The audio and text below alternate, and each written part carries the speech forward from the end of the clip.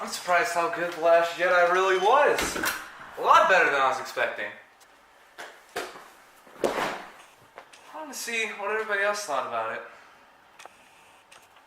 Yeah, I think that's the most damning thing is, yeah, there's nothing really to anticipate with the next one. You fucked it up. We don't find You it done enough. fucked it up. Like, I'll acknowledge when they're bad, because there have been bad ones.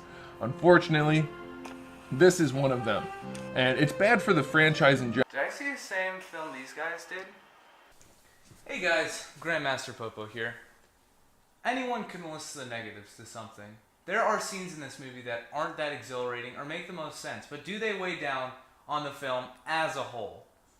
Apparently it does, as well as the creative decisions made by Rian Johnson and his team. The amount of fleck this movie is getting is polarizing, and I really don't understand why. The film is remarkably well done if you take a step back and look at the wider picture.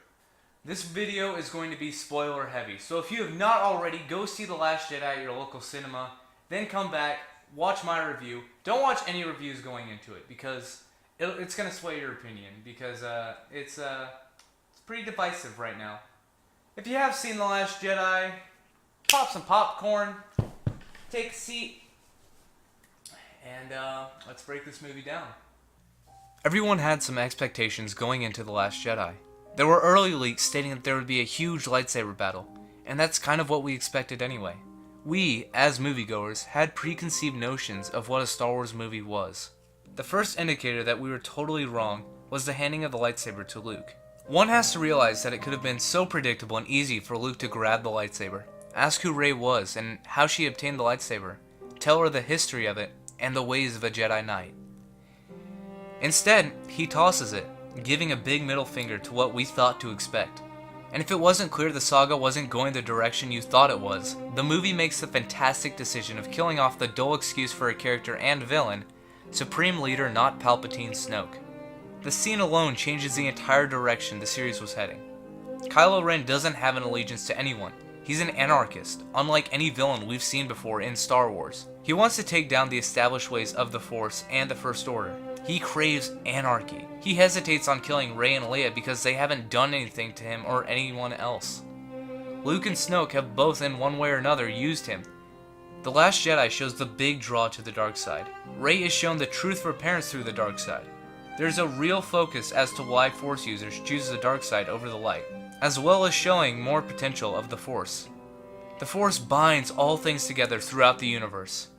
A connection between two things could be tightened theoretically and drawn closer together. A big question was raised, and what many called a plot hole, was how did Snoke know who or where Rey was? It's been established in the films that everyone has a Force power level. Jedi and Sith can sense great amounts of Force power, but not know where it's coming from. The best example of this is the destruction of Alderaan. Obi-Wan can feel the great amount of losses, but he does not know where it's coming from. Leia also uses the Force in a way that we haven't seen it used before in the films, where she creates a shield around herself to get back to safety. Speaking of Leia, seeing Carrie in this movie was hard at times. I don't have a huge draw to Leia or Carrie Fisher for that matter, but the fact that she is such a big part of what Star Wars is today made this performance special. Luke returning to see Leia was such a beautiful moment. It's heartbreaking to know that this was the last scene Mark and Carrie filmed together, but I don't think this scene would have been better any other way. Luke's character makes sense. He had two Jedi Masters that taught him the ways of the Force, made him a Jedi Knight, and kept him away from the dark side. When he decides to follow in their footsteps and start a Jedi temple, he senses the dark side in one of his pupils. Adding weight to the matter is it's his nephew, his own blood, that is struggling with this temptation. Luke turning on the lightsaber for a split second pushed Ben over the edge.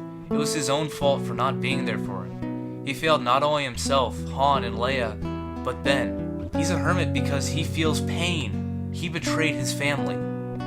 Luke's mourning starts vanishing as he is reminded the reason he uses the Force and fights for what he loves.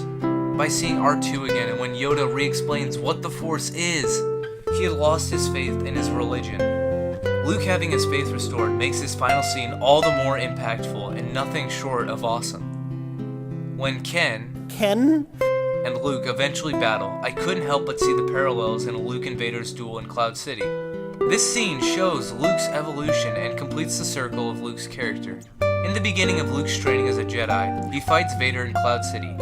Vader is completely in control, teasing Luke the entire battle. And here in The Last Jedi, we see how far Luke has come, how much he has trained over time. We got to see him at the beginning and the end of his time as a Jedi. Of course, after Luke's amazing return, we cut back to him sitting on a rock. As soon as Binary Sunset kicked in, I knew what was coming. His calm demeanor shows he's accepted his fate. And with the death of Snoke, he must die to bring balance back to the Force. What they did to Mark wasn't right, but I think this is what the story needs. So does The Last Jedi deserve all the hate? People are entitled to their own opinion, but I just want to point something out before everyone gets on with their day. 1980, The Empire Strikes Back hits theaters. It was rated well enough by critics, but panned enormously by fans.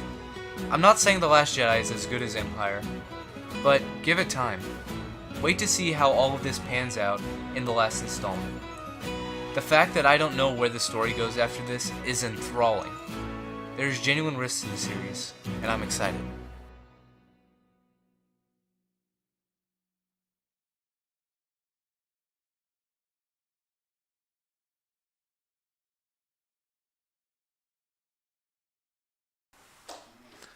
Give me the gold! Give the goblins some gold!